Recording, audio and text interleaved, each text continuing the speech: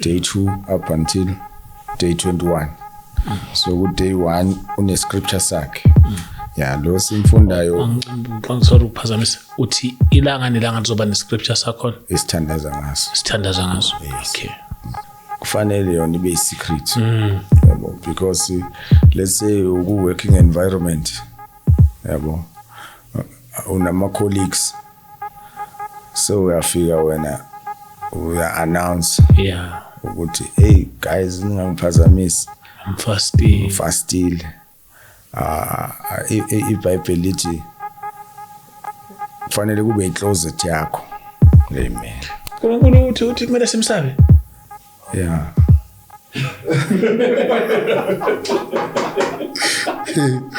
Ufuna ukumdelela yena. Hayi khona ushona So uyayithola iAnswer ka 67 minutes. Hey sawuthola futhi now 60 now ukholo la ukhona. Awukholwa ngamehla. And leyo nto into edeclare in the British Empire. Izotshela iAfrica, South Africa uthi yenzini. Awumude isitory somkhovu. Ngizothi asiside ngani isitory somkhovu. Ufuna usilinganisa singajoji isikhathi somkhovu lo singajoji isikhathi sezwi umkhovu. Kupho kiko. Siyongena mawungena vela ubalekile kakhulu umkhovu. Welcome to the Dolly Show. Of course, I cooperated on Christmas. You already know I'm doing the best show even James knows. Otherwise, on Southern Camera as usual, I got my man James, and on my right, I got my man Ganda. Is one story at the time and one testimony at the time. Yeah, if you're new to the channel, please subscribe, press the notification bell, as well as join the membership. If you want to donate, the details shown after the disclaimer. Thank you so much to those who are donating, as well as thank you so much to those who are subscribing, sharing their testimonies, as well as liking the episode. Thank you so much. Before you watch, like it and subscribe if you have not subscribed. Otherwise, as usual, James ungitshela ukuthi are you on grace or what? Because I don't see the time. Yeah, it's good grace. Oh, we're on grace. Good grace. Hey, I love it every time. I love it every time, James, when you're on grace, man. It feels good. Hey, it feels good. But it's the last episode now. I'm going home, going to sleep. So, jabbling yaf. Tata. Yeke. Lithini ixesha. Hayi, ixesha lika Yesu. Oh, ixesha lika Yesu. Sibusisekile namhlanje. Oh, sinobaba uXaba namhlanje. Hayi, siyabonga. Ngibona uXaba ukhona manje siyazivakashela impela manje ngibona. eNewcastle sekumele ngifuna ukumakhela Samuel la. Bacaba ngicela ukwakhela umkhukhu lapha ngaphe. Uhlale khona. So imoto yakhe angazoyipakasha. As long kusasemzansi. Oh, kuzothi ibhasi xa uzofaka umbhedo wakho nje so ufaka. iBhayibheli lithi la unyathele khona. I've given you. Awuxaba sesotha because ngifuna ube seduze nestudio ukhona ukuthi uvele uzongena testimony nje swaya lapha emgwaqeni ya cross ungena estudio shy spa. Otherwise, thank you so much to those to those who are checking up the channel, helping us with donations. Guys, you're doing so much great job, so thank you so much. I really appreciate it. You sharing this, and our subscribers are going up every time when we post the episode, so we're really grateful and we're humble. So yeah, I think we're gonna talk about ukuthi umkhovu khanda nando sebengibuza bengisena message yabantu bayathanda indaba zomkhovu. Okay, so khuluma ngendaba yomkhovu ke ngoba lokhu niyangifona ukuthi babuxaba kumele sizokhuluma indaba yomkhovu, but kunezinto babuxaba kuzomela aqale kuzo futhi sicacisele nakuzo bese siyangena ke nakuyo indaba yomkhovu. But sikwamukele babuxaba e-studio. Siyabonga ukwamukeleka e-studio. Yeah, sibingelele nakubalandeli beChris Network. Yeah, yonke indawo lapha sibheke khona. Hayi bangivula ama WhatsApp yami babuxaba. I-link ngibona nje i-link ababuxaba i-link maybe angazi yoba fithi hayi yo Shuthi kusazosetshenzwa impela. So yeah, i-link siyayishare futhi abanye abantu abaqhubeke noma khona nabanye ukuthi uyaqala ukubuka le episode bengazwanga ngendaba ye-fasting ne-link aka just uvele ungitshele nje Chris link hlale ngiyikhophile ngivele ngithi bro kusendele then usuzoyibona ke channel kaBaba ikhona nje uzobona isithombe laphana isithombe sesibhalwe Great King Studios, right? Yeah, so yeah uzobona ngalokho then iyo ke leyo channel leyo ungene kuyo usubscribe then I think baqaba ngisicela ukuthi nge from 8 or from 8 yeah singena khona ngo6 from ekseni 6 was so kwenza 1 hour prayer ngo6 ekseni ntambama ngo6 ntambama masesivala ne okay so abantu siyacela ukuthi laba sebene link manje because abantu ngibanikele link laba sebene link manje isikhathi kuditshana ngo6 then ila esesidibana khona sesivala iprayer 6 p.m.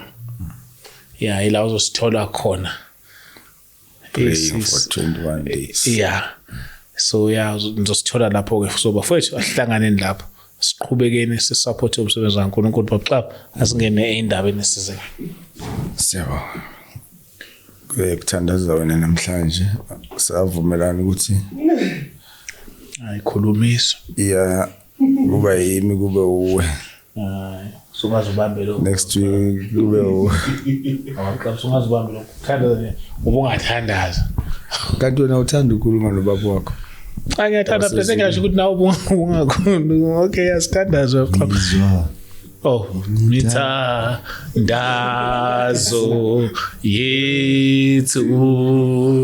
Emanje ucula wena manje kanti awukahle nehle madoda ngathi Ngizwa imithandazo yethu Nkosi sikelela thina lusapho lwayo ayiphelelanga ke makungathiwanga yehla moya woza sikele yehla moya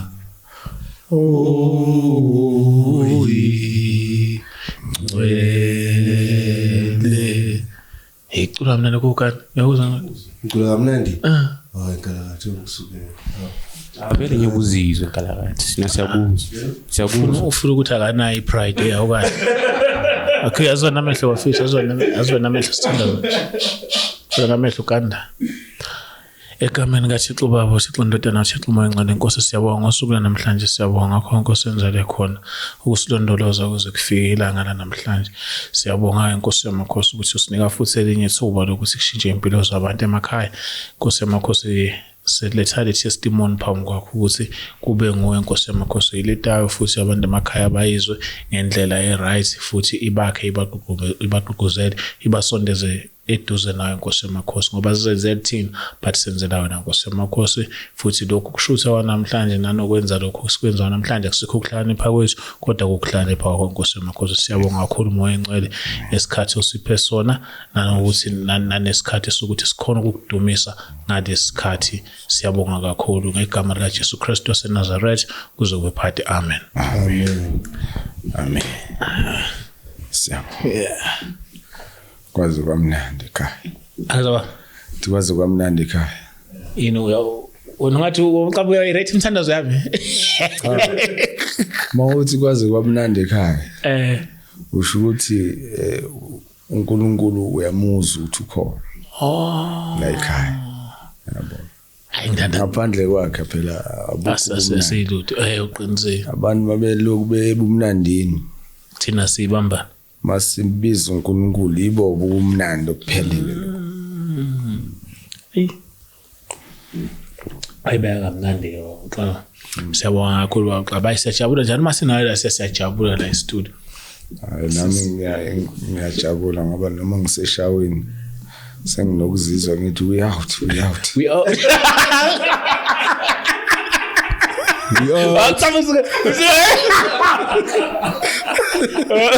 Kama suvale impompi uthi we all. Okay. Siyabonga. Okay. Welcome to the Dobe shower. You already know I'm doing the best show even James knows. No, it's siyabonga. Kama singene endaweni ikakhulu. I'm doing the best part. The best part. I'm showering. Siyabonga baba. Asingene. Usiqala ngakuba baba. Siqala bese soqala ngani? Ngashare ama prayer points la with. Oh, my prayer points. Okay. Okay. Lisese iBhayibheli lakho nalo lisese nameva ne lisese namatonsi. Malibamba ngesandla liyahlaba.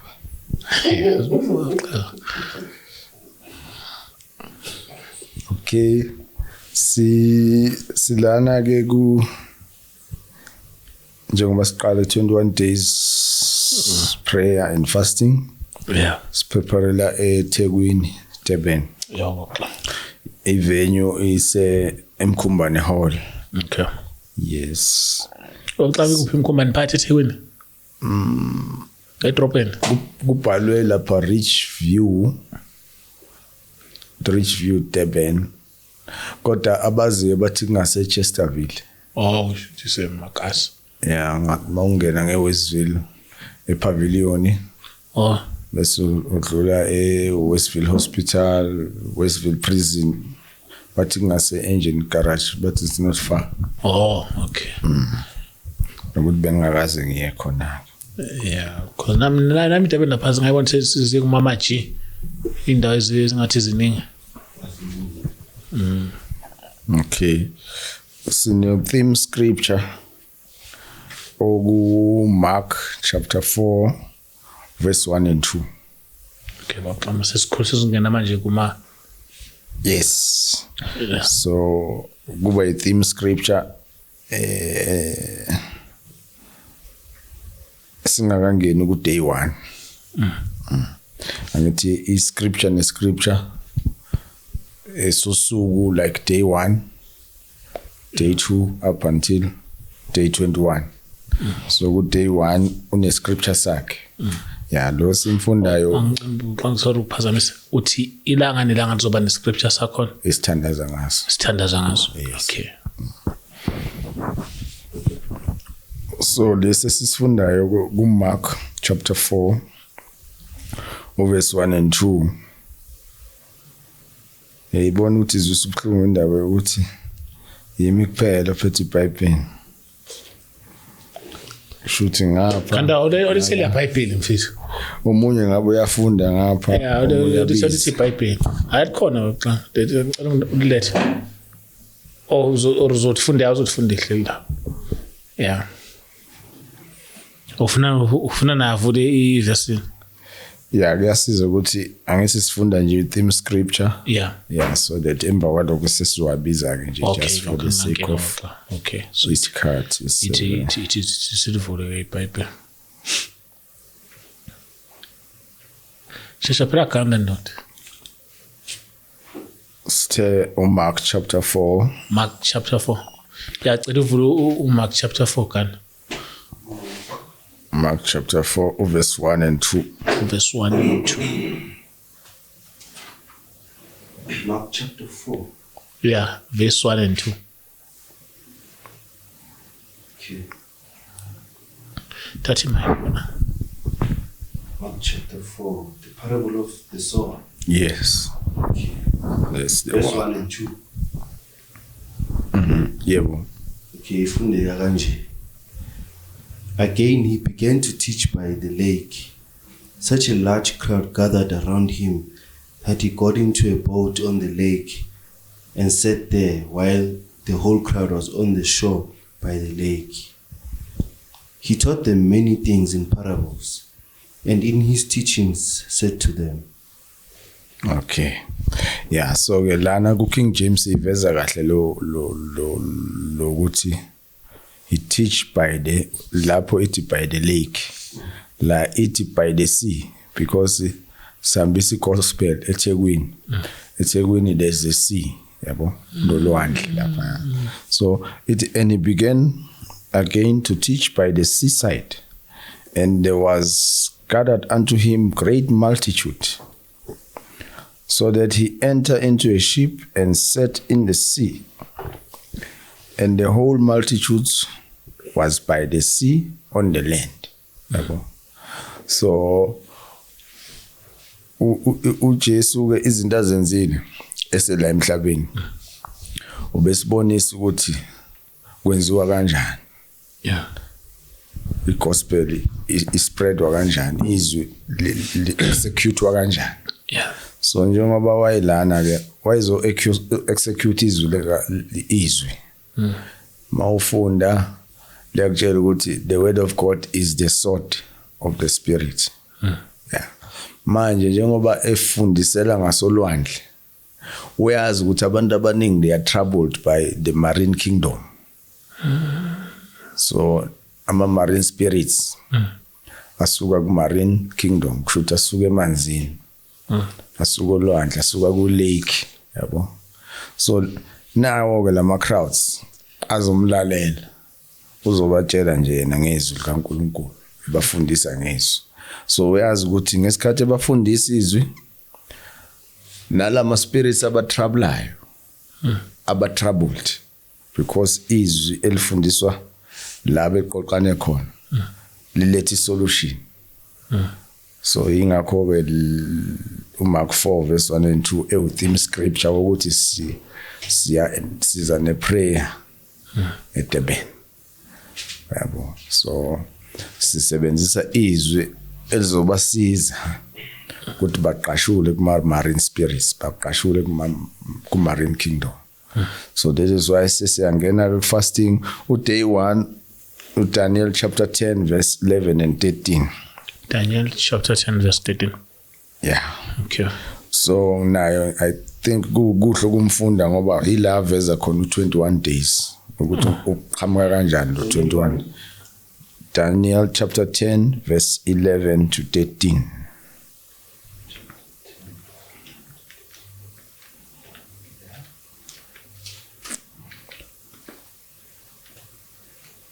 Daniel is one of the prophets or prophesying ngale ikhathi esikuzo njengamanje. Daniel.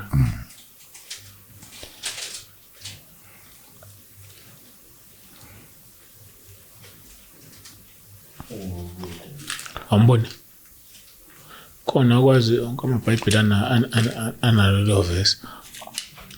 Okay, ngizomfunda ngoba uyaniceba ukuthi anika liqala. Nkosi yami uyithi ubheka ngako D. Iche ukuthi aba alphabetical.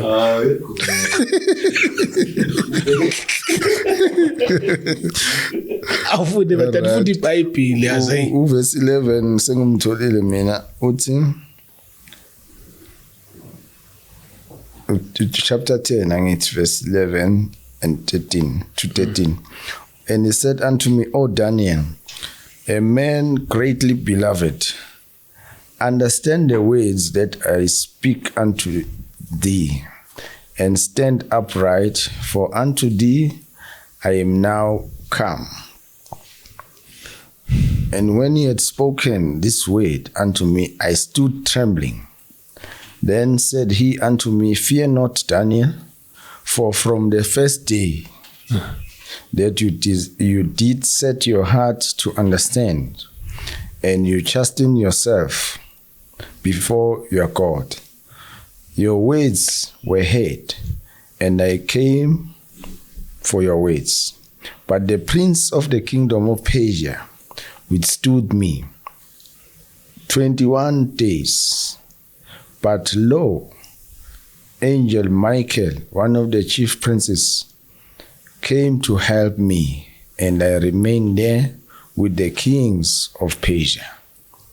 So the kings of Persia who represented this marine of this kingdom of darkness, this marine kingdom.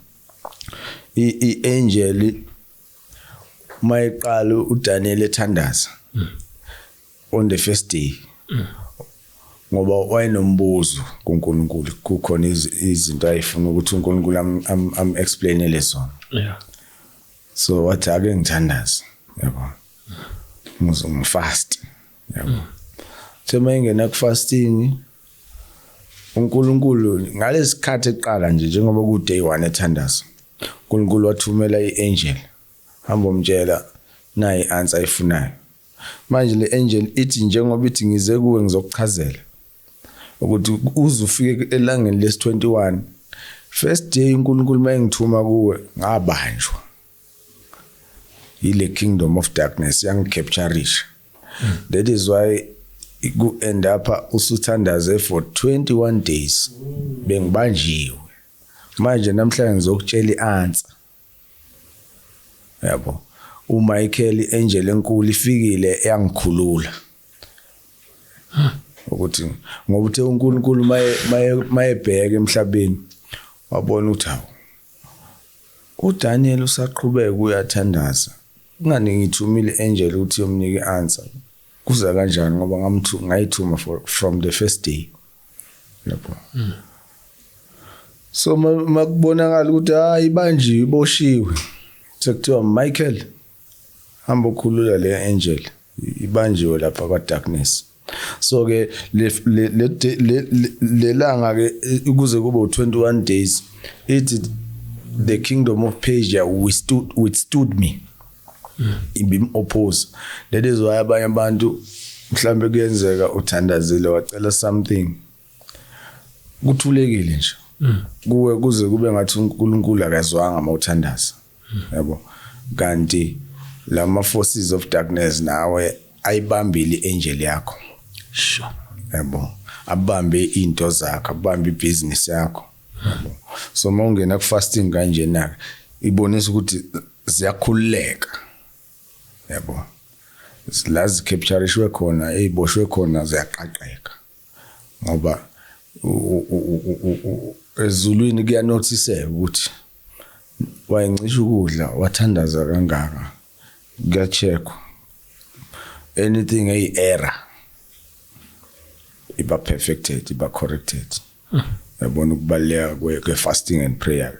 That is why ke la siqala ngayo day 1 ukuthi abanye basaphuphi nokuphupha abasenawo ama visions amunye baqaba awonje mina sengise amaphumane ngiyawakhohlwa. Yeah, so ke kuyakutshela ukuthi angel ithi mina ngathunywa from the first day. So naye uloku uyaqhubeka uyafast uyathandaza akuna answer umangele ukuthi kwenzakaleni. So uthi ngizoqhubeka as long as ingakafiki le answer. Yabo.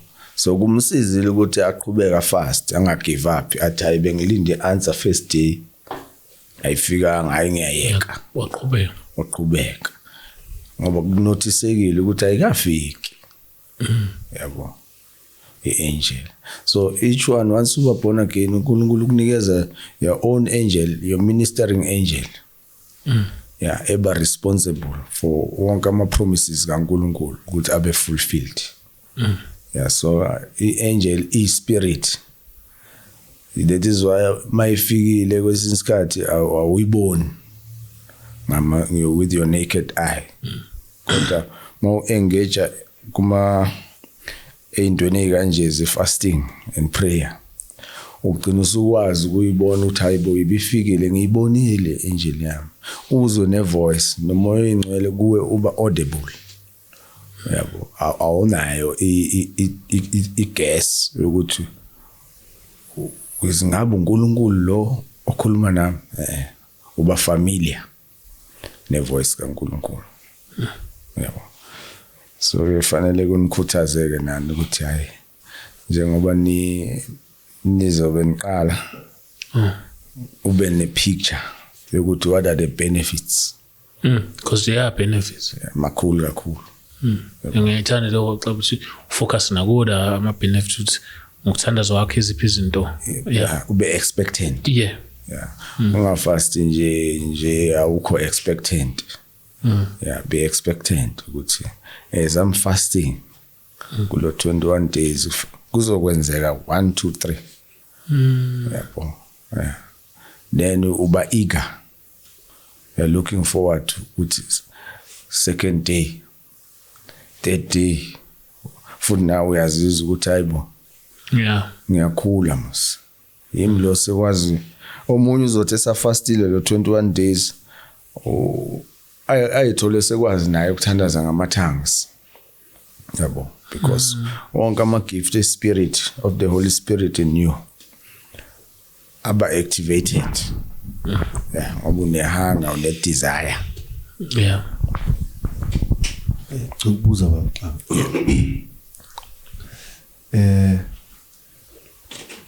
ngama question ethu question oqala ithi more fast yeah uyenza in secret or unobona abantu baposta ku WhatsApp uthi day 3 of fasting liba posta so yeah uyakwazi ukutshela abantu ukuthi unofastile yeah or uyenza in secret. Number 2 question is to ithi ikunjithini umuntu otheki mi ngimbuza ngefasting wathi konjithini says something with more fast vele uzobuhlungu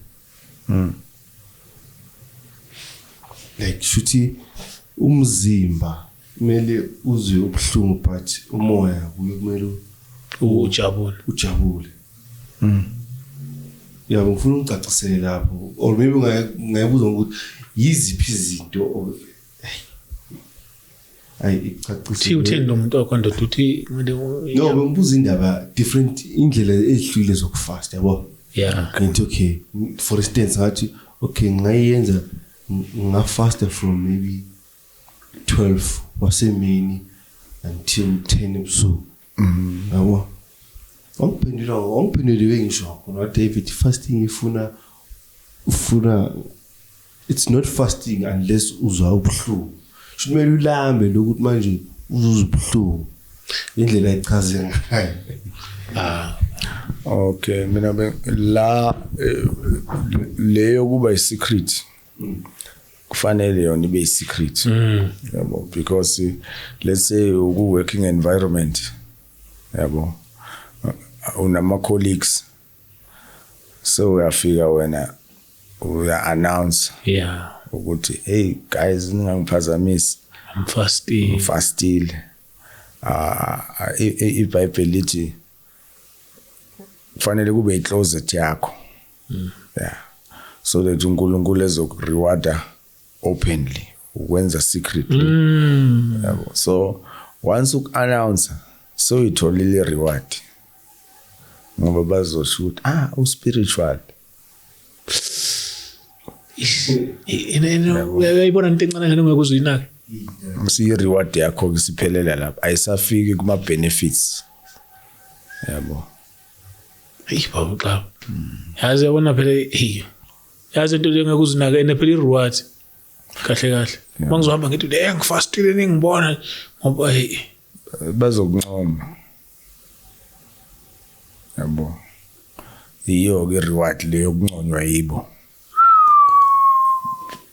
then it's in vain because uzunconyiwe phela ke ukunconywa kuzokwenzelana yabo into zakho isabo bona yafasta ngapha akuphunya akwenzeki next mara cause amaro wate wathola yeah so ke ma ukwenza in secret yabo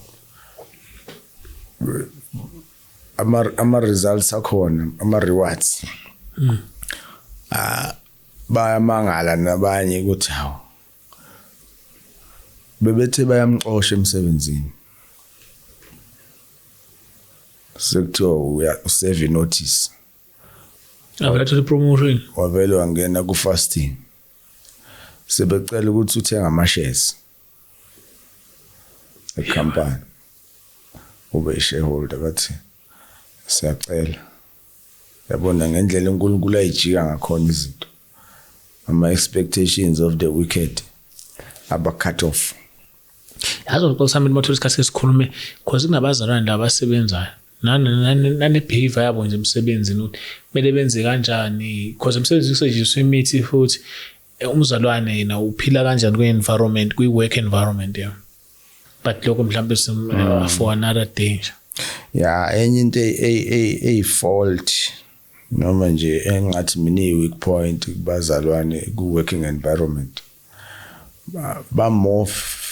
basebenzisa more of a physical effort yabo ufana nomuntu okuma sales mhlambe uhola ngecommission yeah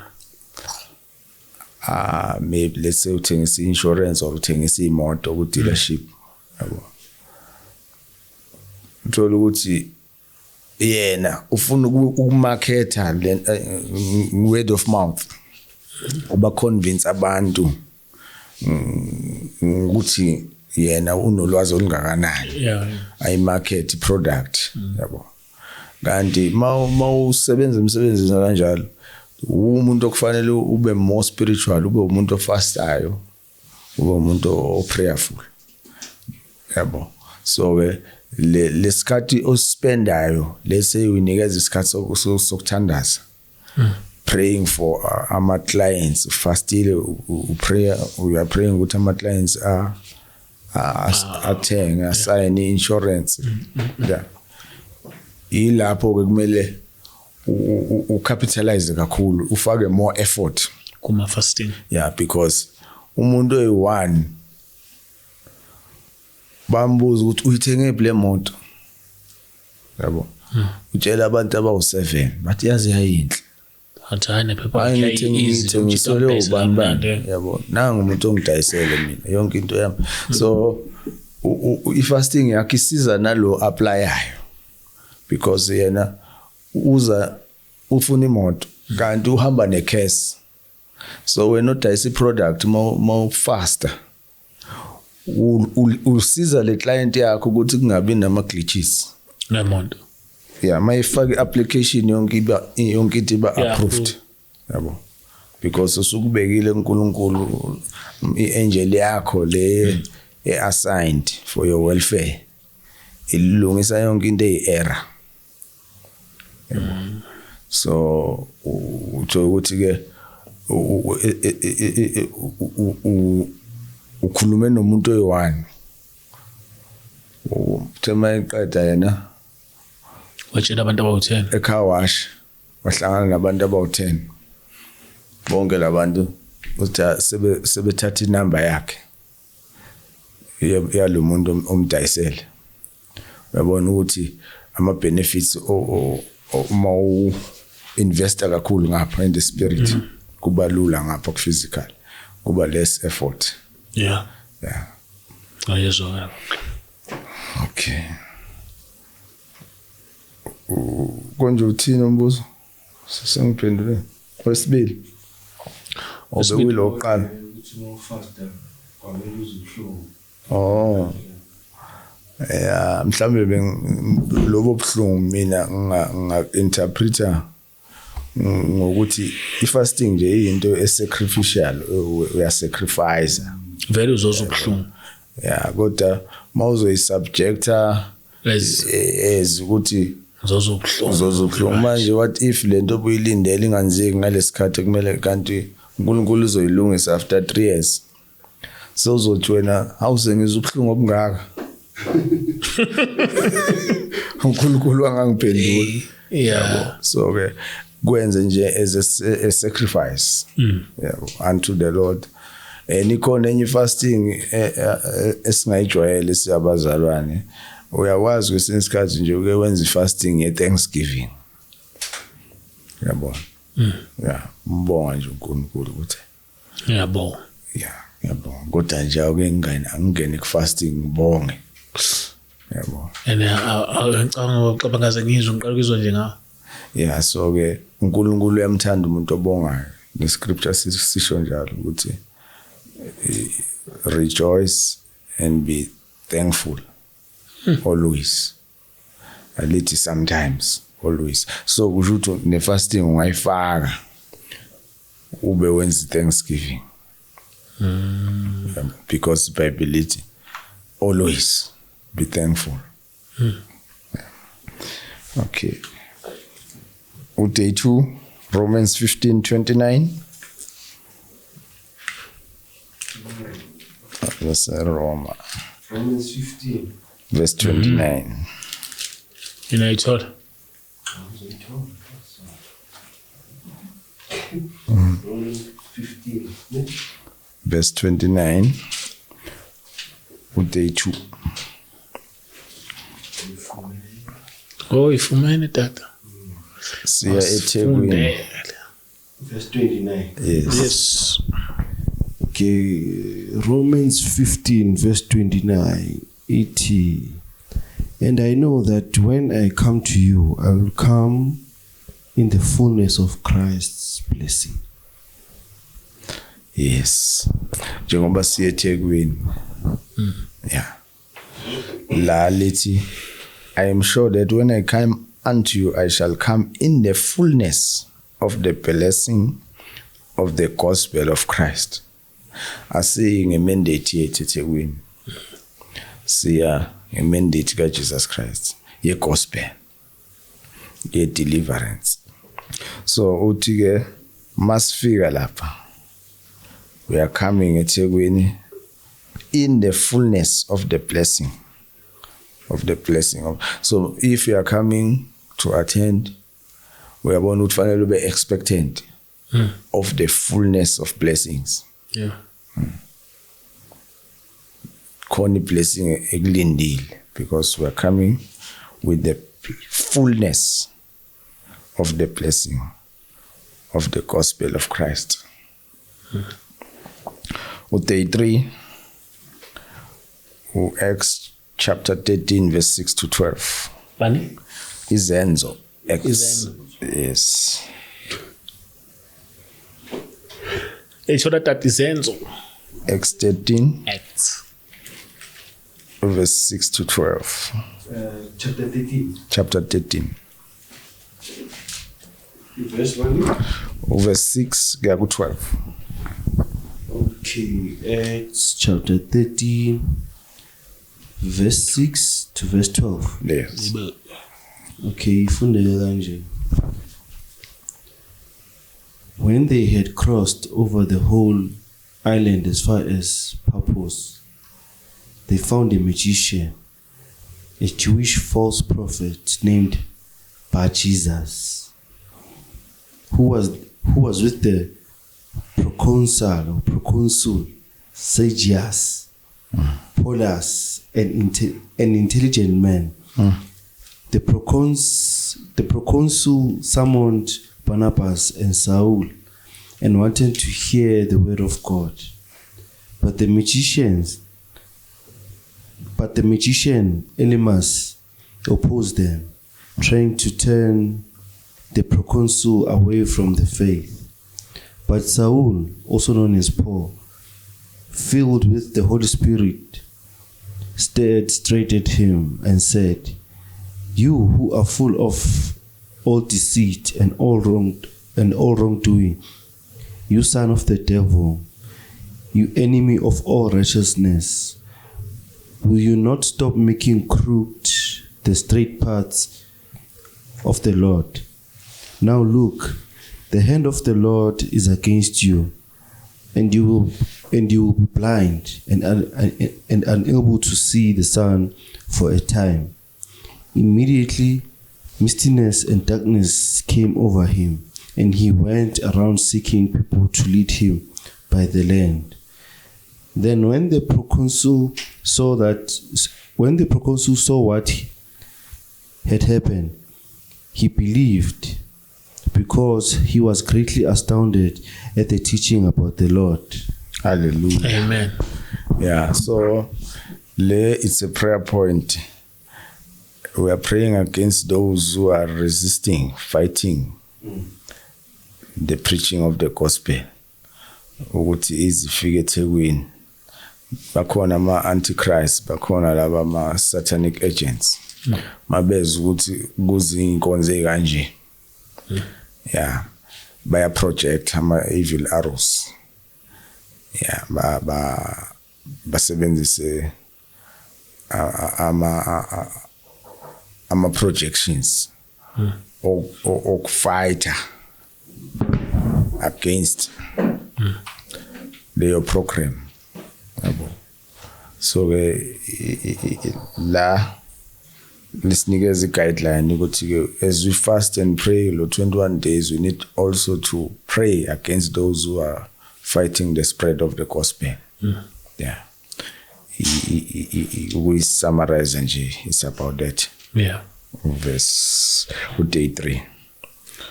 Day 4. Exodus 17. Kanda phela buye ndoti. Umuntu seyabaleka manje James Mbizo. Oh yafunda.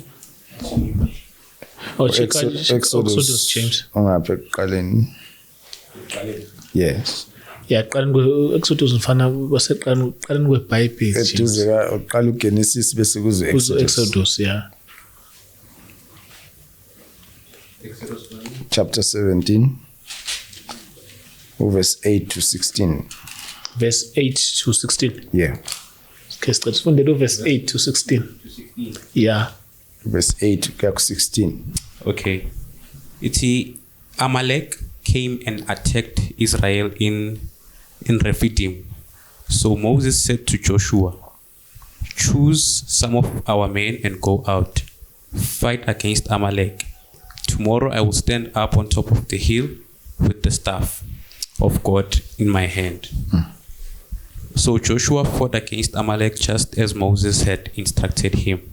And Moses and Aaron and Hur went up to the top of the hill. Whenever Moses would raise his hands, then Israel prevailed. But whenever he would raise his hands, then Amalek prevailed.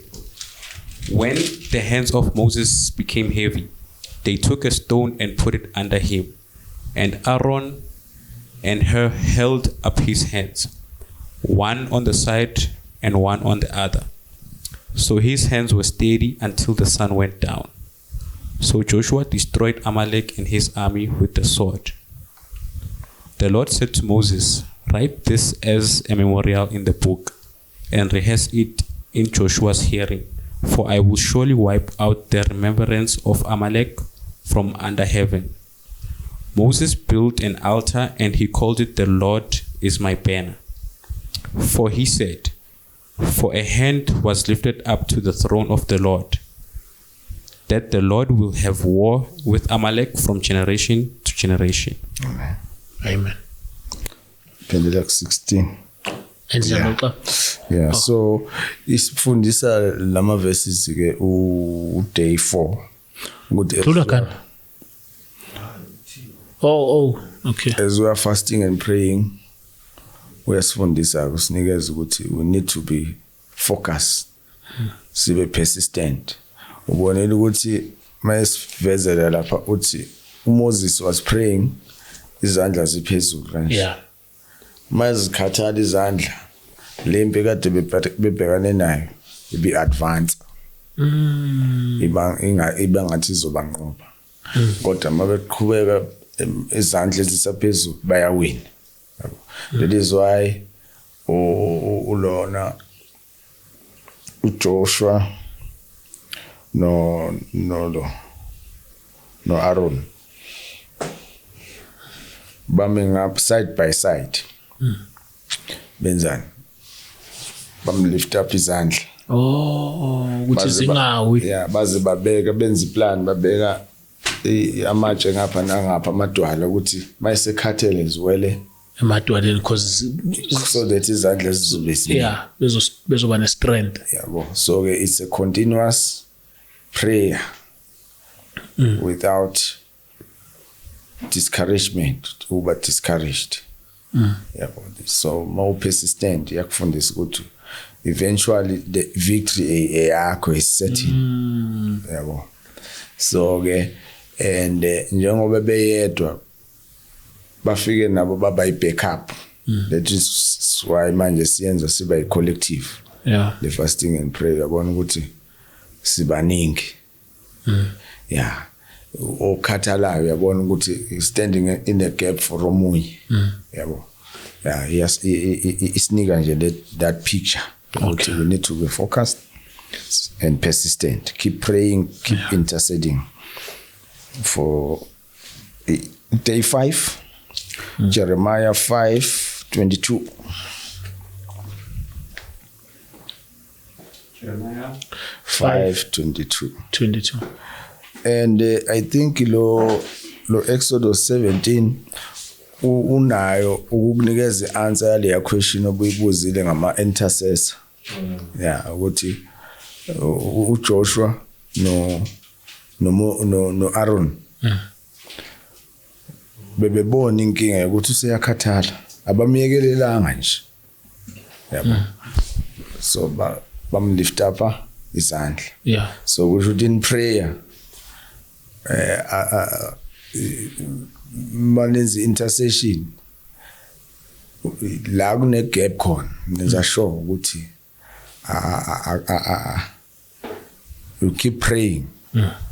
Aniphatha ubuthongo nonke okhathalayo uyaqhamuka umnyasi uthi umuntu use-attackwe yi-flu akasakwazi ukuqhubeka athandaze useshayekile laba abakhona but they keep praying, even praying for nalo o-attackwe yabo uba restored masishane. Yeah. Yabo. Because amele siyele phambili kakhulu mhlambe bazosixolela abantu eswasho wonke but banika ama verse le A1 James usuyivulile ngathi Jeremiah 5:22. Yeah, sumvulile. Yeah, sicela sifunde sicela ukuthi sibanike ama verse because senez izinto eziningi okumele si unpack. Sicela sifunde la James. Yeah, it's you should fear me, says the Lord. You should tremble in awe before me. I made the sand to be a boundary for the sea, a permanent barrier that it can never cross. Its waves may roll, but they can never prevail. They may roar, but they can never cross beyond that boundary. Amen. Unkulunkulu uthi kumele simsabe. Yeah.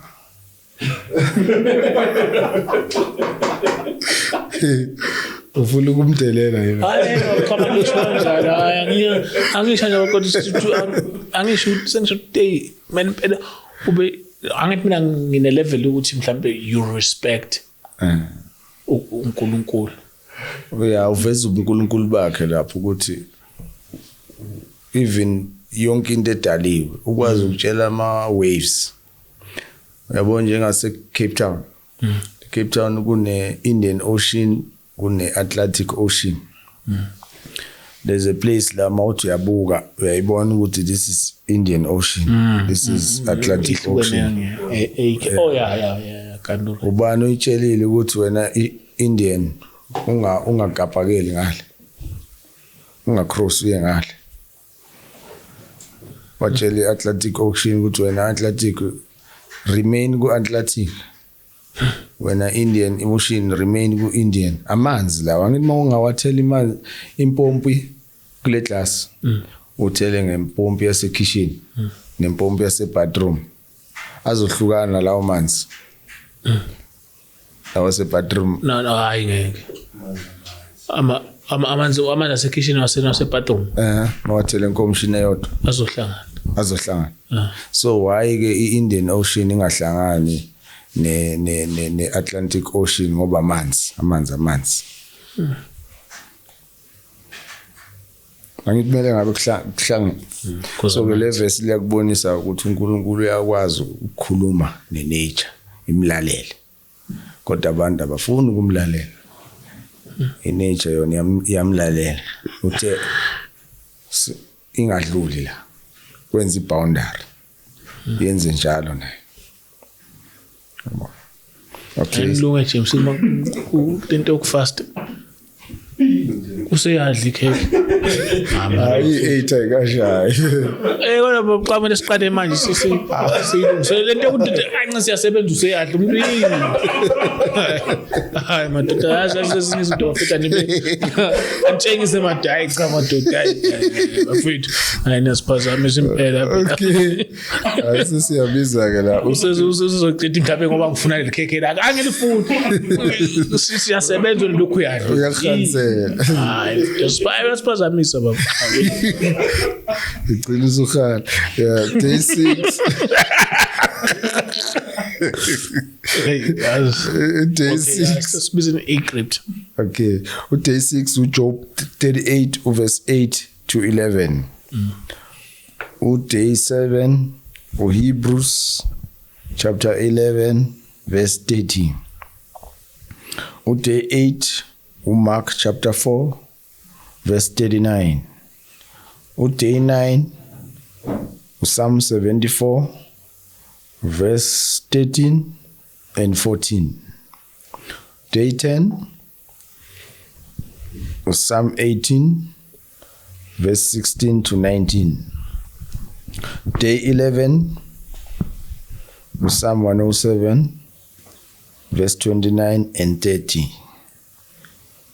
Ungamfunda nangeZulu version. Venek. Day 12 Colossians 2 verse 15. Day 13 Psalm 89 verse 20 to verse 29. Day 14 John chapter 5 verse 3 to 9. Day 15 Luke 5 verse 17. Day 16 Job 22 26 to 28. Day 17 1 Thessalonians chapter 2 verse 13. Day 18 Acts 19 verse 11 up to verse 20. Day 19 Psalm 102 verse 13. Day 20 Proverbs 11 verse 11. Day 21 Isaiah 41 verse 10 to 12. Hallelujah. Siyabonga. Wathe uzongishuthela mos lento lengisende kwaSaw. Ama script. Okay, so njengoba sesiwasende kanje sesiwabize kanje ngizokusendela. Ngithi uphethe ibhuku ngizwashoot. Okay. No. Ngashutha ngefoni. Alright. Siyabonga ke ithuba. Siyangena kwi-intercessor? Do you want to explain indaba ye-intercessor? Okay, yeah, singa explainer ukuthi yini. Usithini isikhathi sethu? Wangipha 15 minutes. Ikahle na sothatha 20 minutes phela la siyasebenza ke kwi-fasting. You know, isikhathi isikhathi sosithatha ngenkani phela hayi ukuthi masindlule lapho sizofa sizokwenza ngenkani ke. Yabona 15 minutes oyenzile sifaka 5 minutes. Yeah, sizokwenza 20. Waqaba inangizana indaba ye-intercessor. The intercessor. Yeah, ngidukanda tekubuza wena behind the camera. Okay, right. Kufanele siqale sazi ukuthi ubani owenza lo msebenzi kuqala. Okay. Yeah, according to scripture ngicela ukufunda la ngeamplified. Okunye nami angisi expect. Kunjalo mangihleli kulesitulo akungabi ngathi sengazi konke. Futhi umuntu akungathi mayezwa la bese ngathi sekukhanda idoctrine. Ukuthi idoctrine into kaNkulunkulu imosheka lapho ukuthi abantu ababe besayifundela bona iBhayibheli bafunde uNkulunkulu abanikeze personal revelation. Yeah, because manje always into yakhamba ubaba. Yeah, so kuzofika omunye la naye afundise asho okwakhe.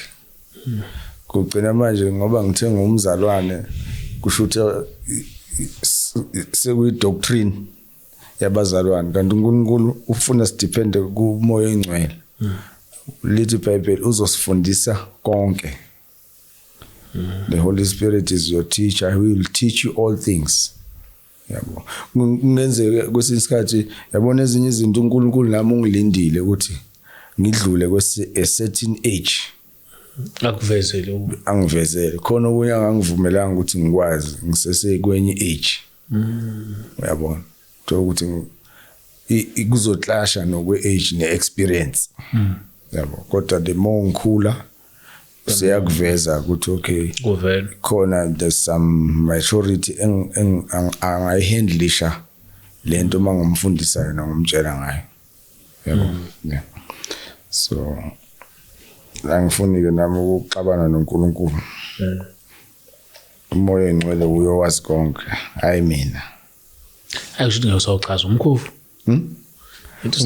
So nomsizoyenza hayi sochaza. Usufuna ukuzenzela. Mina curious kakhulu lapha ezwini.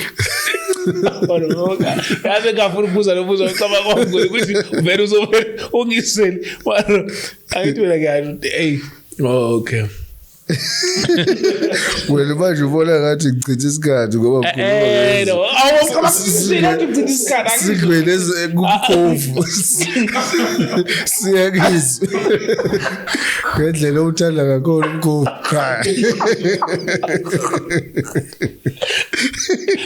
Hey, so kwakazibeka kanje awumude nisitoro somkhovu. Ngizothatha asiside ngani isitoro somkhovu. Ufuna usilinganisa singajoji isikhathi somkhovu lo singajoji isikhathi sezwi umkhovu. Ikupho kiko sezizwi siyongena mawungena vela ubalekile kakhulu umkhovu. Mina ngifuna ukwazi ukuthi icontent yakho ukuthi ngidla isikhathi somkhovu noma umkhovu udla isikhathi sezwi. Udla isikhathi ngoba akho umuntu udla sengiyaje ukuthi uzule nogade 15 minutes ngafaka ekhaya no 5. Waye ngithi awu u20 bengingomkhovu.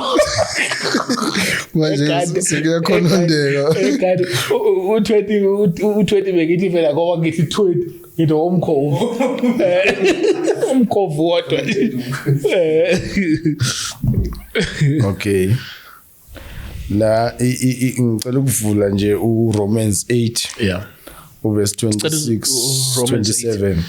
Romans verse 26 27. Ekuba izazi manje masiphethe amaBhayibheli yabona kana. Romans 8. Yeah. Verse 26 27. Verse 26 to 27. Yeah. So Okay. That's my. Isisihloko sakho. konje umbuzo ububuza ukuthi yini ama intercessor xaba. Yeah, ukuthi then wathi uzowenza uqala ukuthi yini ama intercessor. chaze nje okay ukuthi qualify. Okay, Romans 8 verse 26 to 27. Ifundeka kanje.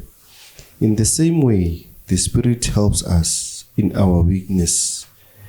For we do not know how we should pray, but the Spirit himself intercedes for us with inexpressible groanings. And he who searches our hearts knows the mind of the Spirit, because the Spirit intercedes on behalf of the saints according to God's will. Yeah, so intercede on behalf of The saints. According to God's will. According to God's will. So There is a whole lot to this. yeah, so intercessor fanele firstly ibe nomoya engcwele, ibe filled with the Holy Spirit. Ngoba uzoba intercessor kodwa uthola ukuthi awazi ukuthi yini le kufanele uyithandazele as an intercessor. Akufanelanga uthandaze into esengqondweni yakho icabangayo.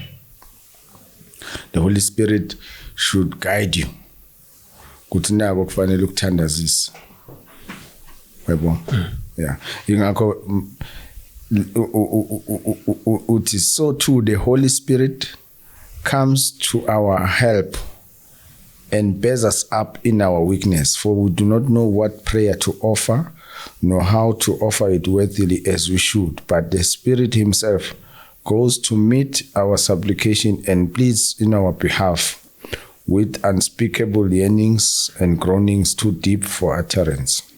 And he who searches the hearts of men knows what is the mind of the Holy Spirit, what his intent is, because the Spirit intercedes before God on behalf of the saints according and to in harmony with God's will. So the requirement yokuqala le ukuthi as an intercessor be filled with the Holy Spirit. Izokwazi ukusebenza ku Holy Spirit. When you intercede as an intercessor, he will intercede on your behalf. Because he knows what to pray for. So under general terms or circumstances, amabandla aba nawo ama-intercessors.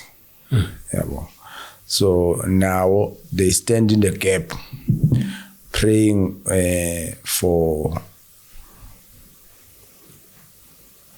praying against accidents, mhlambe kubazalwane enkonzweni, ama-attacks nje. Yabo. Yibo aba by fence but they are like a wall.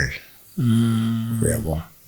Kumele aziwe ngokoma intercessor esontweni noma abantu abafihliwe, because kwemasonto amaningi yazi tho bani uyi-intercessor.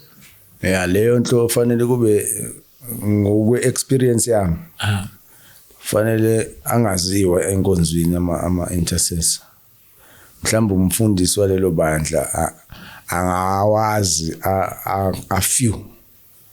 Yabo. Kodwa ibandla akumelanga lazi ukuthi lo intercessor. And nalabo abanye abayi-availayo babe ama-intercessors. Abanye basebenzela omunye umbuso waku-Dark Kingdom. Babe as intercessors. So uNkulunkulu ama-intercessors ke unokuyikhethela, even nawe umfundisi ungazi ukuthi uyi-intercessor lo. Yabo. So there was a story la umfundisi engazi ukuthi lo uyi-intercessor. Kodwa uwazi lawa awu-5 ukuthi ama-intercessors asebandleni. uNkulunkulu wamtsheleni enye into eyamenza wakhala. Yabo. So kuyi-Sundays during a service, lo baba lo uhleli e-front row. Yabo. Uyi-elder esontweni. Umfundisi uyashumayela. Walala lo baba. Yabo. Wakwata umfundisi. Wamsukumisa, stand up. Uzongihambalaza la ulele ngashumayela uzolalisa abazalwane. Washumayela wathi akame azaqeda ukushumayela. Yabo. Then laphela inkonzo, baxolisa lo baba engexolisa, I'm sorry mfundisi, kuvele kwafika ngizunywa nje ubuthongo. Ebusuku uNkulunkulu wafika kumfundisi. Wathi yabona njengoba umhumilate kanje lo muntu umhlambalazile. Uyu umuntu ongalali yena wena ulele nenkosikazi wakho. Sure. Nama-intercessors akho lapha elele. Njengoba ulibona ibandla ligcwele kanje, uyu umuntu okhala kimi every day. Bathiviyela leli bandla. Yeah. So when mbonelele ngoba bengalele ebusuku. Khathe. Yeah. So lawa yena aziwa uye ama-intercessor. Ubheke wona. uNkulunkulu uthi naye intercessor yodwa. The whole 5. uNkulunkulu akayazi. Yabo. Kodwa umfundisi imtshela i-feedback, sithandazile mfundisi. Hey asilalanga. Kodwa uNkulunkulu uthi uyi-1 lo othe wena uyakuhlambalaza ulalisa abantu esontweni. Uyohlupha mina. Ngawe njengoba ulele ku king size bed. Uye ama prayers akhe. So yabona ukuthi ekhetho uNkulunkulu intercessor according to God akufanelanga yaziwe. Yeah, nayo futhi ayikutsheli ukuthi I'm praying for you, man of God. Fanele kube i-secret. Yabo. Fanele kube i-secret ingazi.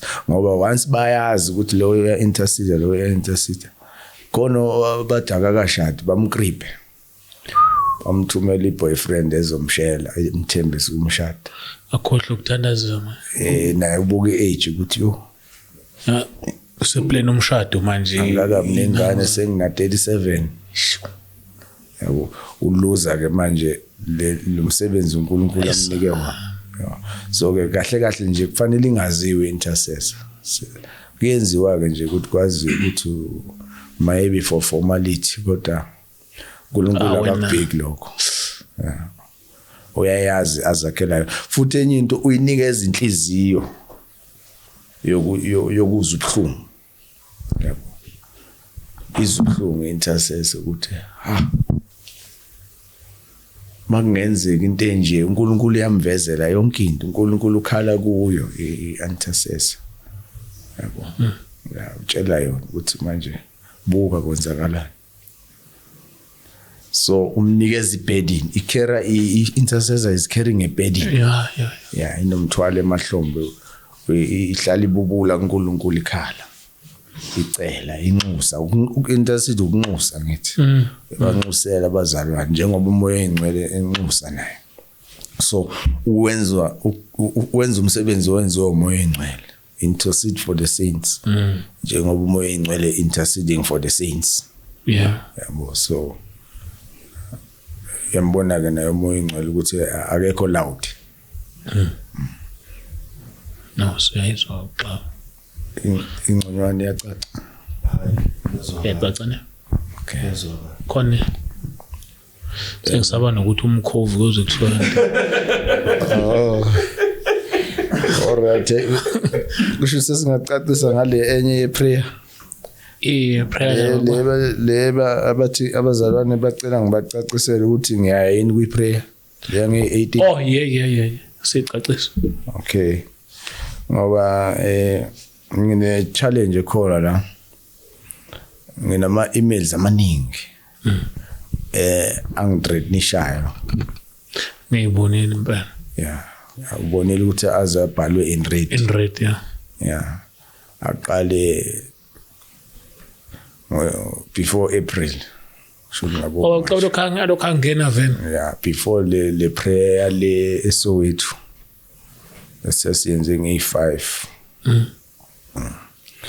So ngiyatshelwa ke kulama emails kuthiwa angenzi lutho up until kudlule i18 July ngenzani yini lento engiyenza ngibizo ubani. Yabo njengoba wabonile nje. Ngabonile impela. Ukuthi ngiyasajiswa yabo.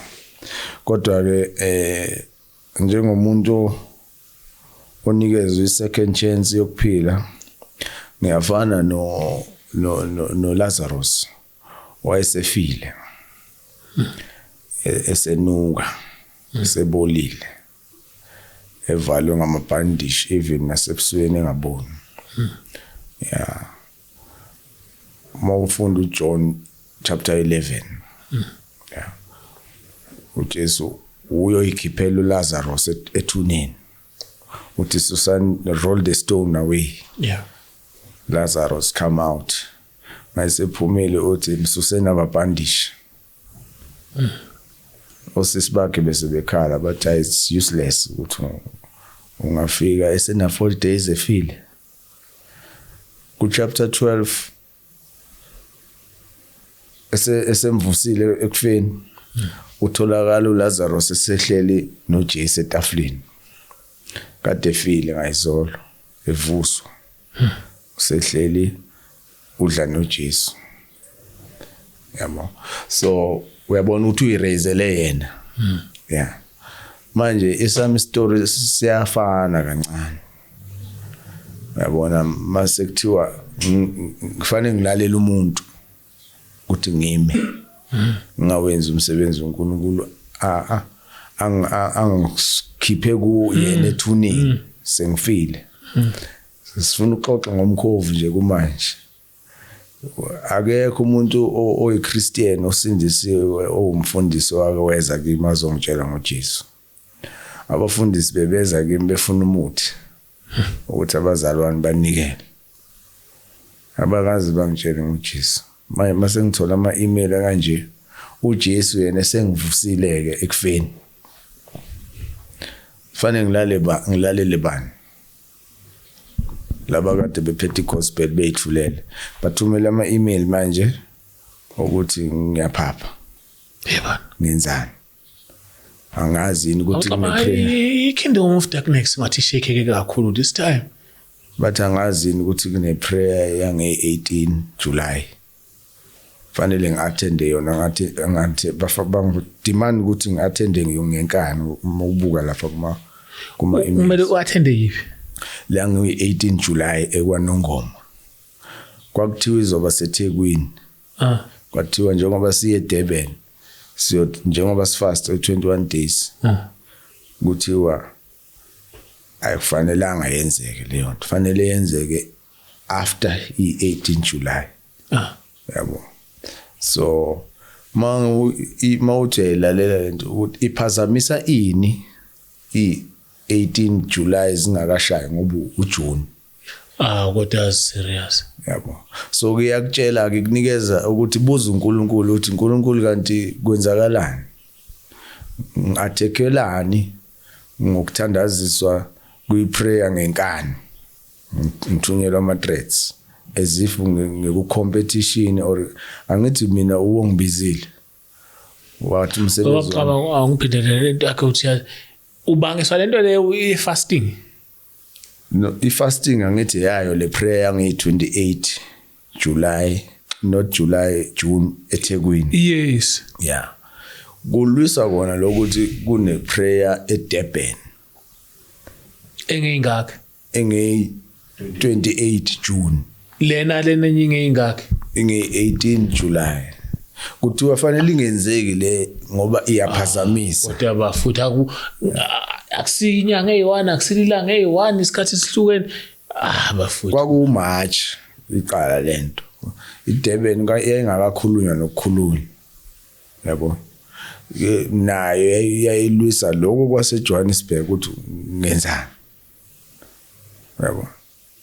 Manje ke kwase kunginike assignment ke ukuthi ake ngimbuzisise kahle uNkulunkulu ukuthi okay na iphumile idate ngo-18 July. I think le episode sike sathi ukudlula kancane ngalosuku lolu. Lwazi 18 sathola ukuthi okay kuya celebrate phela la ku celebrate iMandela Day yangithi. Yeah, declare iUnited Nations. Yeah, abantu ke bathi siyakuzwa lokho. Kusho ukuthi vele it's a reason yokuthi fanele kuthandazwe nge-18 ngoba i-Antichrist ibise ilinqumile losuku. So ke kusho ukuthi fanele kuthandazwe for iSouth Africa. Fine. Kodwa ke umuntu maye akumelanga ngiforced mina. Yebo. Mina I feel ukuthi bangiforced ila ngitshela ukuthi fanele ngenzeni. Ngingenzi lutho up until kudlula i-18. Kungenza ukuthi ngiquestion ukuthi why. Ngimbuzisise kahle uNkulunkulu. So ke angithi kwakumele bese eMabhida Stadium. Ayisabange eMabhida. Qamuka imessage ethi ke kufanele ngi-attende kwaNongoma. Yabo.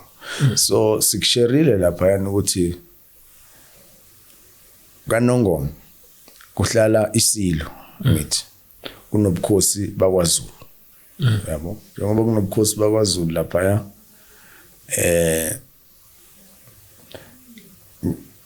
isilo noma ngabe isiphi umuntu oyinkosi fanele isalvation nayo uyadinga ukuthi asindiswe. Yabo. Azalwe kabusha. Fine. I-decision yomuntu lo epersonal. Yabo. Right, I think sithe ukuchaza for the sake of time. Sesingangena ke la nami ke sengiyibuzisisa ukuthi okay njengoba idlulile isukile eMoses Mabhida isiya entabeni lapha kwaNongoma. Right. njengoba iya kwaNongoma ke nakho nami ngiloko ngifostelela yabo sashare lapha ku Revelations 13 ukuthi lento ye mark of the beast isekhona usathana ufuna ngayo yonke indlela ukufaka abantu kulophawu lolu yabo so uzosebenzisa noma yipi avenue mawuzo ba ignorant ungasearch deep yabo so mina into engenze ngaba alert ukuthi number 1 ngiyafostelela number 1 lokho engikwenzayo mina ngikwazi ukuthi uNkulunkulu ngibizele kona kufanele ngokususpend up until kudlule i18 July so ke ngisengabuza ke lana ke sengena ukubusisa kahle ukuthi ke angifuni ukuyithola sengisenkingeni yabo ngoba uNkulunkulu usinikeze iliberty ukuthi we need to search the spirit sihlole imoya yabo si check nokuthi sikuyuphi isizini spiritual kwenzakalani because iBhayibheli liyasiguide yabo so mawungena lapha ufunda ngizocela nje ukuyiveza masisha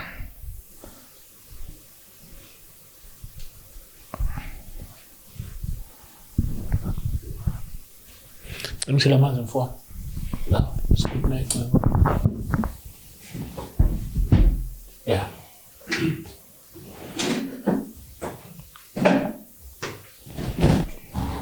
Okay. Yeah. So le ngizoyifunda lana umuntu nje usengayi checkela naye ikhuluma ku tourism site. It visit Nongoma, the capital of the Zulu heritage, ne? Visit Nongoma, the capital of the Zulu heritage. Right. So itilana again. Nongoma is, or as this land became a territory of the Zulu nation after Zwide was defeated by King Shaka in 1818. Decades later, after the Zulu kingdom was overthrown by the British Empire, they still named it Ndwandwe district. Ndwandwe. Nongoma is now famously known as Ihlalankosi, the royal city, and it prides itself for being home of the 6 palaces of the mighty kingdom. Yabo? 6 palaces of the, it is 6 of the 7 palaces. Yabo? 6 of the 7 palaces. Lento ifanele manje iye kwaNongoma iprayer. Ngengakhe nge18 la kune kingdom ena 6 of the 7 palaces na i-answer kaGanda ke 67 yebo uko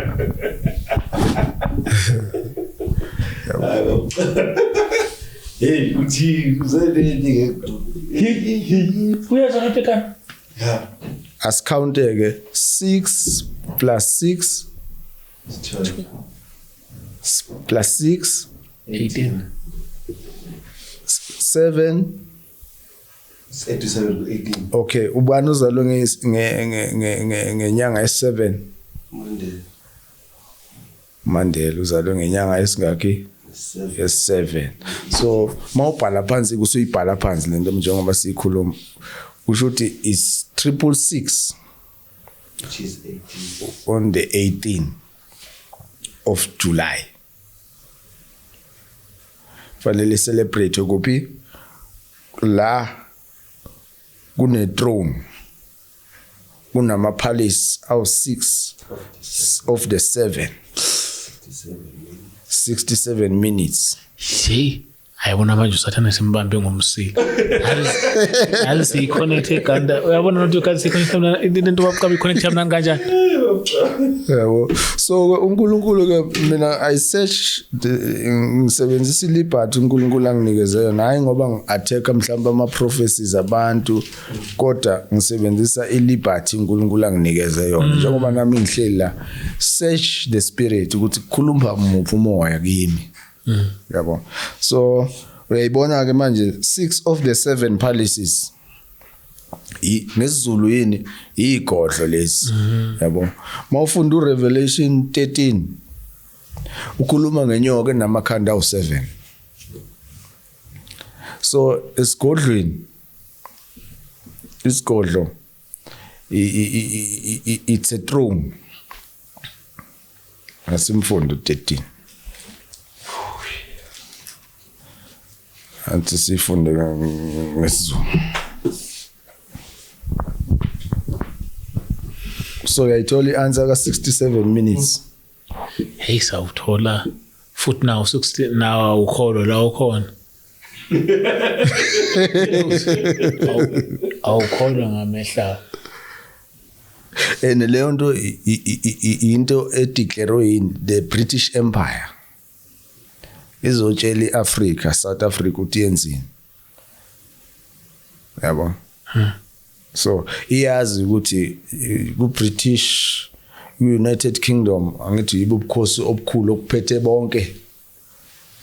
Amakhosi akhona la izilwe ezikhona.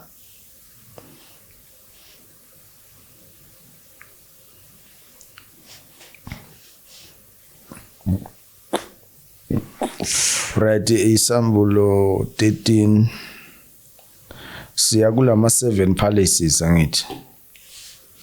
Hayibo.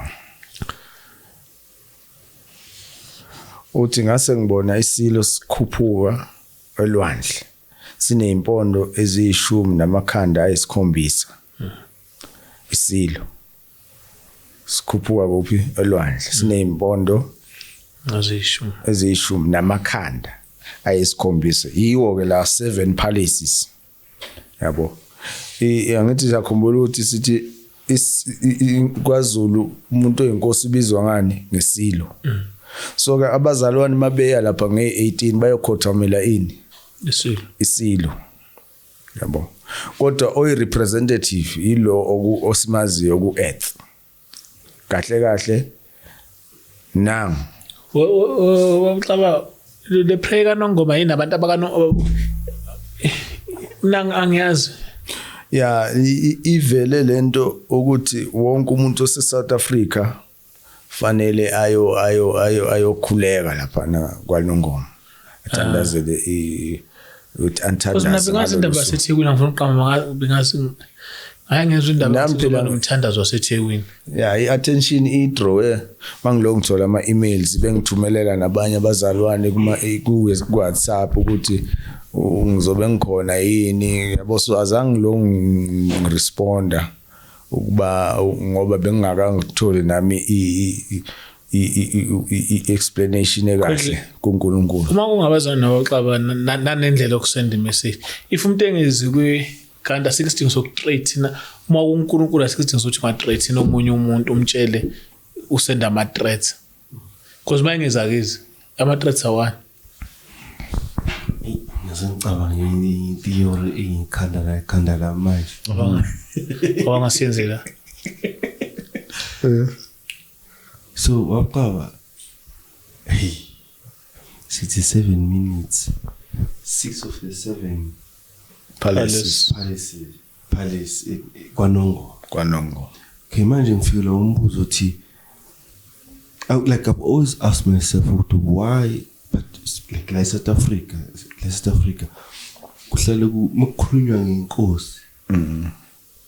Kuye inkosi yamaZulu kuphela.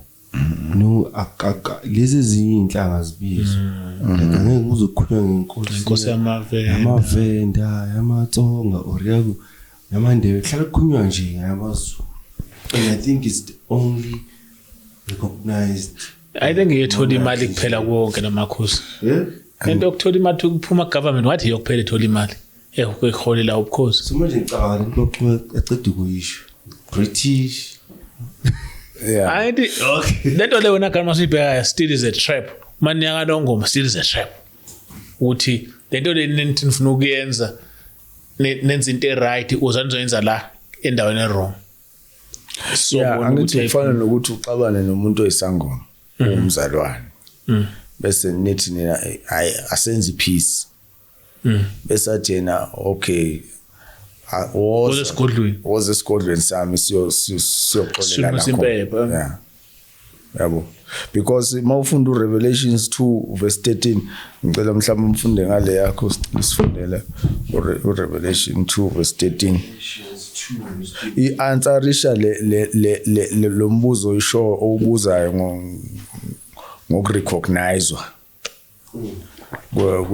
kwale kingdom kunamanye ama kingdoms. Isambulo sekugcineni last chapter. Thank you, Lord Jesus. Revelations 2 verse 13. James. Hey. Revelations 2 verse 13. Yeah. La ngathi ufana nesilo manje. Okay, Revelations 2 verse 13. Ifundeka kanje. I know where you live, where Satan's throne is. Yet you continue to cling to my name, and you have not denied your faith in me. Even in the days of Antipas, my faithful witness, who was killed in your city where Satan lives. Wayibona ukuthi answerisha le tourism site ukuthi iBritish Empire declare ukuthi they pride themselves with the 6 of the 7 palaces. Yabo. Bese Revelation 2 verse 13 athi uNkulunkulu yes I know where the throne of the devil is. Yabo. Because ibizwa ngane le 7 palaces bayibiza bathi 6 of the 7. So njengoba usumchaza ke u6 plus 6 plus 6 ukhiphela u18. Yabo. Kodwa momhlukanisa uyakuvezela ukuthi u666. No u7 uJuly. Wendoda ezalwe nge18. Yabo. Bese uRevelations 13 verse 18 uyakuvezela ukuthi this needs careful thought. Yeah, mhlambe ngaleyo yeah. Verse 18, yeah, sorry.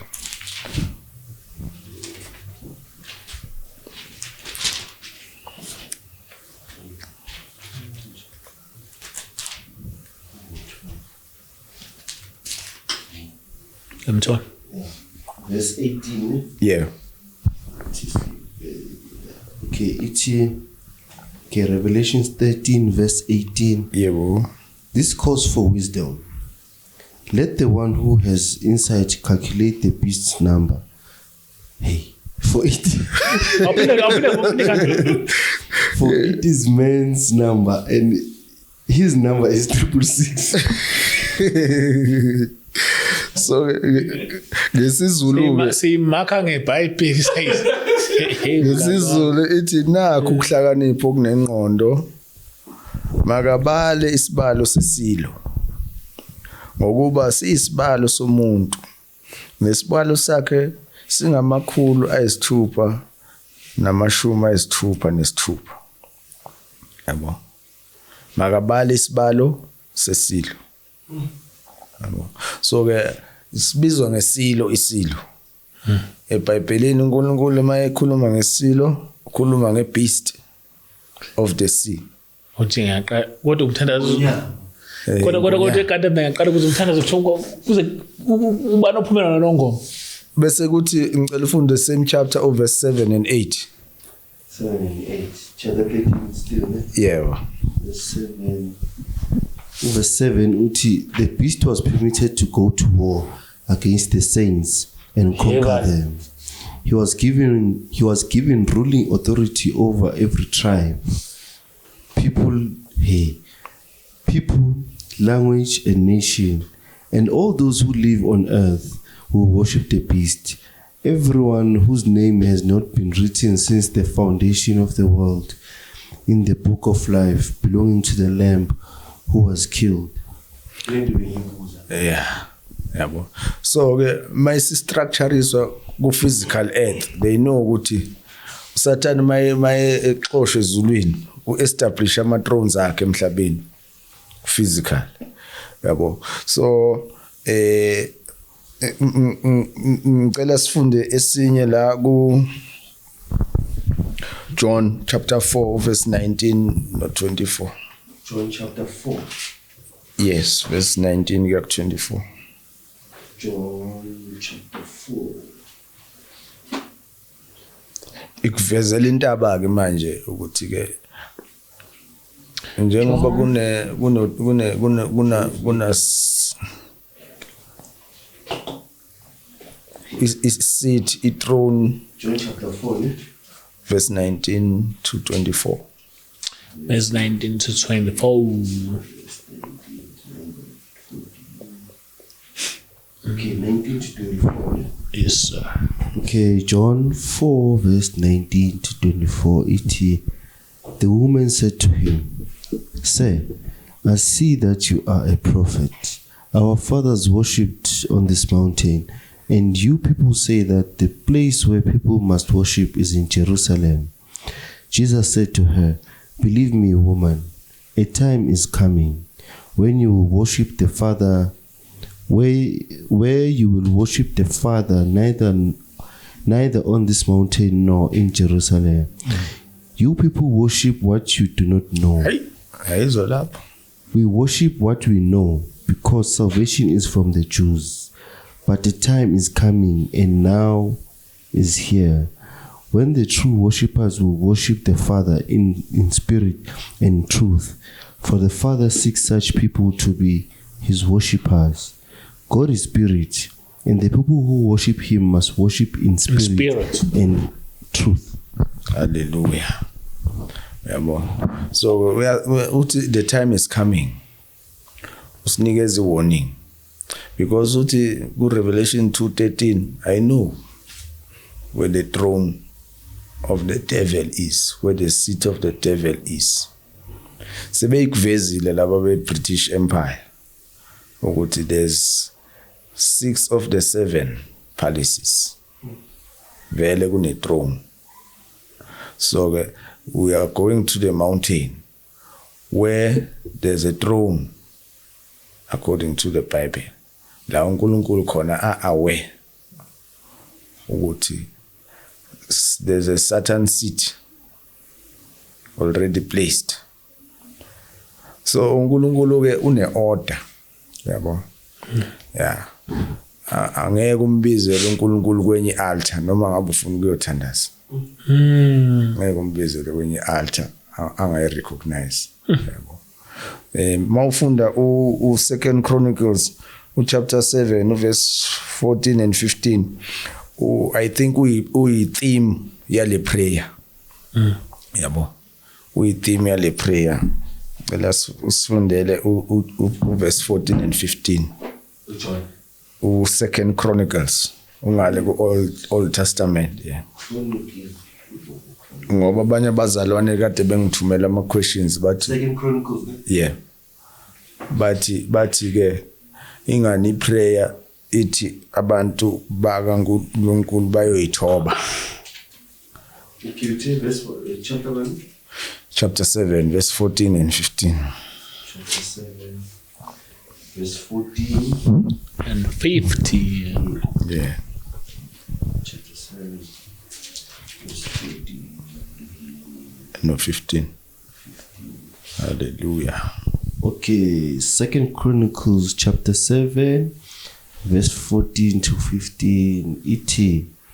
If my people who belong to me humble themselves, pray, seek to please me, and repudiate their sinful practices, then I will respond from heaven, forgive their sins, and heal their land. Now I will be attentive and responsive to the prayers offered in this place. Amen. Amen. Yeah. So ngicela sizwe ngalena uzokwazi ukuphendula lo mbuzo abangibuza wona. Okay. Yeah. Uthi King James uthi, if my people which are called by my name shall humble themselves and pray and seek my face and turn from their wicked ways, then I will hear from heaven and I will forgive their sin and heal their land. So uNkulunkulu yambona uthi specific, aka generalize. Uthi ukuveza izinto eziwu2, if my people which are called by my name. Yabo. So uyabaza abantwana bakhe abayinikele kuye abasindisiwe. Yingakho ngizobuyela ku Revelation 13 verse 1 and 2. Sibuyele ukuthi mayethi eba specific ati who are called by my name. Ushukuthini lapha na sibuyele ukuthi babizwa ngani labantu abahlala kwaNongoma. Ake sifunde ngesiZulu. Uthi ngase ngibona isilo sikhuphuka elwandle. Sinezimpondo eziyishumi namakhanda ayisikhombisa. Nasempondweni zaso kukhona imiqhele eyishumi. Nasemakhanda aso kukhona amagama enhlamba. Isilo engasibonayo sasifana nengwe. Yakhumbula ukuthi sichaza la ukuthi ubizwa ngesilo ugqoka ingwe. Yabo. So ke bese athi nomlomo waso njengomlomo wengonyama, bizwa nangengonyama. uDrako wasinika amandla akhe lesihlalo sakhe sobukhosi nokubusa okukhulu, ne? I hope uyayilandela manje ukuthi uNkulunkulu uthe ababizwa ngegama lami. Lapha yana ophethe obusayo ubizwa ngegama elibizwa ngokuthi silo, elibizwa ngokuthi ingonyama. Ugqoka ingwe. So uNkulunkulu singambiza yini ngesilo? Singambiza ngengonyama. Ngoba uthi la ababizwa ngegama lami.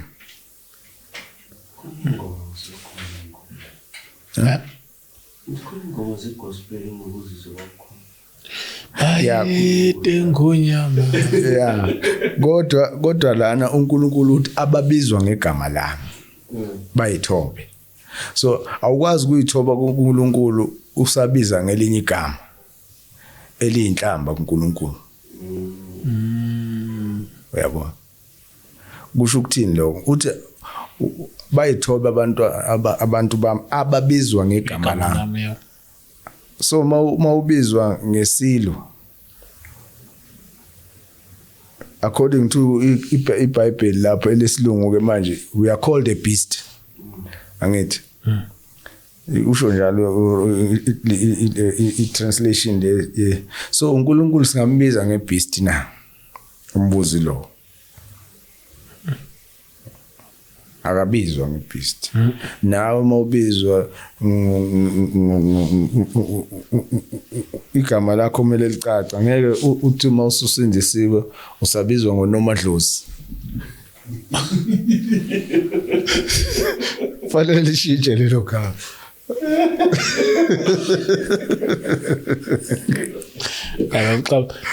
Vele ningidlulile ngomkhovu ngiyavuma. Alright. Uma ubuya kwi-fasting ngicela sikhulume siyaniphekhela le ndaba yomkhovu. Okay. Abantwana ngabe ngifuna Chris ubuya lo xa ukhuluma indaba yomkhovu bafuthi niyibonele sizamile. Ngiyala. Vele nje asinaso isikhathi somkhovu ngoba kubhizi manje vele sikhona ama-fasting. Manje ngathi zakwethu ngiyacela ngicela nibekezele sizokhuluma ngawo masibuya kwi-fasting after i-28 but siyabonga kakhulu babuxaba. Yeah. Siyabonga kakhulu ukuthi uphinde futhi usivakashele. So after today bafethu masiba xa bese siqedile kwi-fasting then sizobuya ke sikhulume ngayo leyo ndaba yomkhovu ungadinwa ke emakhaya. Senithanda kakhulu futhi siyabonga isikhathi senu enisipha sona nanokuthi silalele kuze kufike la ni share ama episode ni comment enenze yonke into. Nikhumbule ukuthi siya kwi-fasting then i-link uvela nje Chris i-link then ngiyakusendela then ngabo 6 p.m. then ila isihlangana khona ungena kuleyo link then ilapho uzobusuthola khona yonke into. But siyabonga kakhulu nikwenze kithi nikwenze nakwabanye. So go and subscribe ku Great King Studios uRef Xaba. Uma ufuna ilink uma ngawutholi manje kanjalo uma ufuna ilink ungitshela Chris ilink ama number ethu akhona njalo lapha kwi description. Otherwise on sound and camera got my man James and on my right I got my man Ganda. Mia go by the name Christmas ngokunene ngokwamadonsela umtimande ngubamboluyi ngabambili zeza nonina ekhakhonina kaMtamba just acknowledge James. Oh, we out. Oh, because stories valid. Because stories valid intro. How's valid for? Oh, I wish uyazwa xa yonke le ansho. Ayishaya waqaba awusivalele waqaba. We out. Iqale. Takon my man Ganda. Iqale.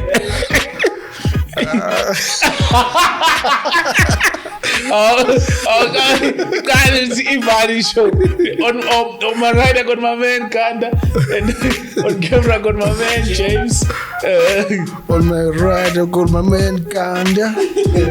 On my left, James. And we out. Hey, James!